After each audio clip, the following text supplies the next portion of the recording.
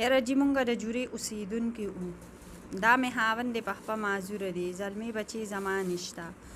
دی په سنډا باندې دا کار روزګار وکړي نو زمونږ ډېره غریبي ده، نو بس مونږ به خپله په هغې مونږ شکر وباسو. په دې کې په دې مشتاق زمونږ پیسې وي چې پیسو یې وي 215,000 روپۍ وي. په هغې مونږ له 3,000 روپۍ راکړې، 200 پاتې شوې. دا ماشوم ما ورولېږه، چې مې ورولېږه څه کم 5 بجې وې. ما ته یې ورشه ویم پلار د ګاڼۍ له لاړه، مې ته ورته ووایه چې پیسې ماما مونږ له راکړه، نو مونږ به بې ځان له سودا مودا راوړو. هغه چې څنګه دی ورغلی دی، ده وی چې زه ورغلم ما سره نارنج په لاس کې و، یا مالټا یا نارنج، مونږ دا نه وو واړه وراني. ادی وی چې د ما ته وی چې ارشد ناستو، ارشد را باندې راغی. ښځې وی چې بچې دقلته کښېنه اوس به راپاسي ودرې.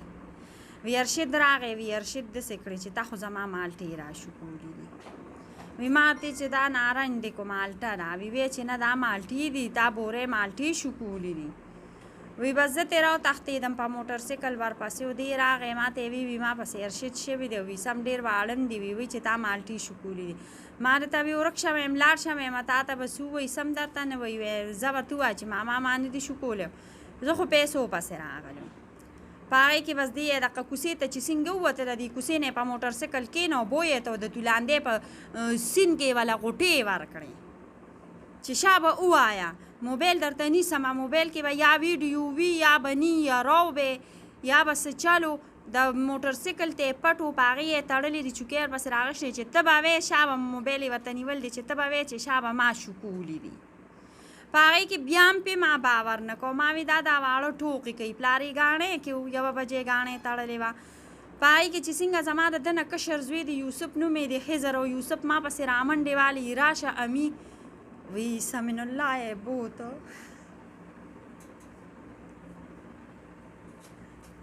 په هغې کې ما برقه راواغېسته دې مخکې دی او زه ورپسې په موټر سایکل یې مخکې کېنولې دي. ما ورته وی کوز که دا هلک د زما نه ګاڼۍ ته وتښته و، ګاڼۍ یې بنده وه، بیا یې زما نه پاسه په دوکانونو راوست. ما درته وی کوز که دا هلک که څه تاوان یې کړي مونږ به تاله دغه درکو، تاوان به دله درکو. خو ده به پسې په شا ونه کتل. د جورې د جومات نه ګوټه پورې زه ده پسې تلم. بیا دا را معلومه شوه چې یاره یا به لاس را واچوي، په غریب سړي کوي خلک دا لوبې، او یا به بل څه چلو کړي. بس دا مې ذهن له راله سیدې پلار پسې ګاڼۍ ته لاړم. ده ته مې ګاڼۍ د مرګه شراشه هلک یې مړ که، ورته ووایه چې که تاوان یې کړي زه به تاله 1 په 2 تاوان درکړم، د مزدورۍ دا مې درسري دي نورې به هم ورپسې درکړم. دی ورپسې نه ورته نور سړي ورپسې ورغله. هغوی وی چې نشته هلته. دی وی چې زه یې لاول بوسو کوټې ته درنه کړم او بیا یې د خپلې کوټې ته درنه کړم. بیا هر څوک چې ورغلي دي په دې پټواري خوريي پسې کامران پسې ده به بیا ورته ویلي داسې به دی د دې موټر سایکل نه ریشتې دی چې ریشتې دی بس دی هم داسې راوتې دی تر په دي کې بس چېرته غریب سړی و په دغه حالت کې هغه کور ته درنه کړی دی، ښځې وله لاس تړلی دی. بیا چې سولکې شوی دی چې راغې، ما خو پې هم 1-2-3 شلقه د انګول چې تا به د دې سپېرو مالټو له ګوتې وړلي، ده وی چې ما نه دي وړې.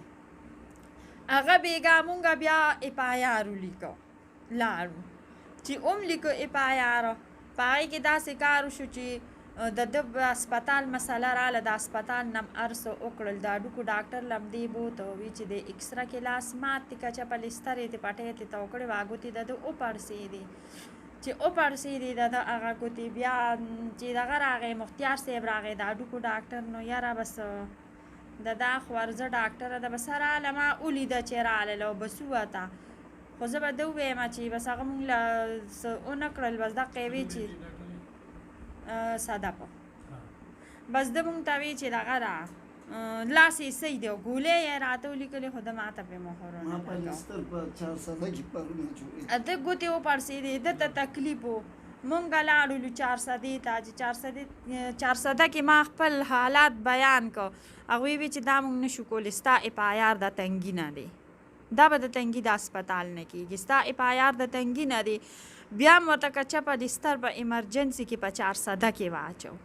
پرون دوی مونږ له جرګه راوسته چې جرګې راوسته په جرګه کې وایي چې ماله به تاوان راکې زمې د چینو د یو بوجې مالټې شکولي دي د دا مالټې ماله کور ته راونړې د سره بل داسې کلک بنده نو د دا مالټې یوړې کم ځای ته د یوړې اخر کم ځای ته دې خو زمانه 4 بجې ستا په الله باور کېږي ما دوی پسې تاله کولو کړې دا بل مې ووه هغه اوده شو او دوی بال دا د سر مازغه لاس کې راکړو مې زما دا مازغه خرابېدل ښه دي حالات خراب دي زه دوی نه پرېږدم بار ته او نو 4 بجې دقسې چلو شو 4 بجې صبر وکړه 4 بجې دې زما نه ووته بیا چې اقه جرګه وه د پسې والو په جرګه کې را پاسېدل واله خپل د جرګې چې څه شوي دي دا بټنې له ګوتې موړه ورکړله ما پسې لکه جرګې راوستې وه ویې چې زه د مالټو تاوان ستا دوی مالټې ما ورته ویې چې تا ماته ګیله کړې وه راوستې به دې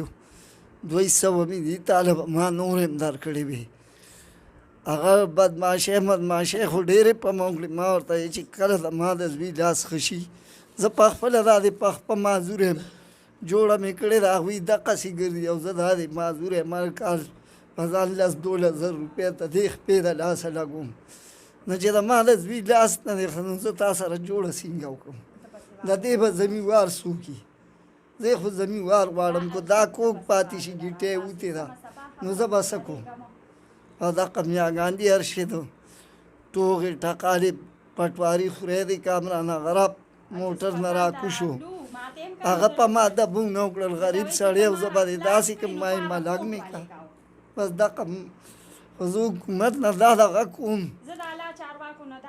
چې درېیمه ورځ د ما راپورټ کړي دی او پیشو قدرې رانه ده زه اوس څوک یم او په کومې لاړ شم دغه سمین الله خپل نوم زما سمین الله نوم دی ما د نارنج روش وکړل خپل کور سره پاړی وه نو ما سره لاس کې و ورغلم ماله پلان مې وي چې پیسې راباستې ډېر وهی شو مونږ اړیانو نو ته ما ته وایي چې تا زما مالټه راشکولله ما ورته وایي چې ته تا وڅکه یې بین که چې دا مالټه له نارنج دی بس ته زه په موټرسایکل یې ووهلم ځمکې له یې راوویشتم موټرسایکل ته یې وچوړم نو تولاندی سیند کې راله لاسونه خپې تړلې وې سیند ته یې ورولم ویډیو یې کوله وي ته به یې چې ما مالټې شکوللې ما ورته وایي چې مې مړم کې زه درته نه وایم چې ما شکولې دي بیا راوستم لپوس وکړو ټیک یې 2 ګنټې بند کړی ما دا کړی ما راسره 2 ګنټې یې لپوس وکړو ټکې بند کړی بیا یې خولۍ ورته وویل چې بیا را پرېښودم بیا روان وم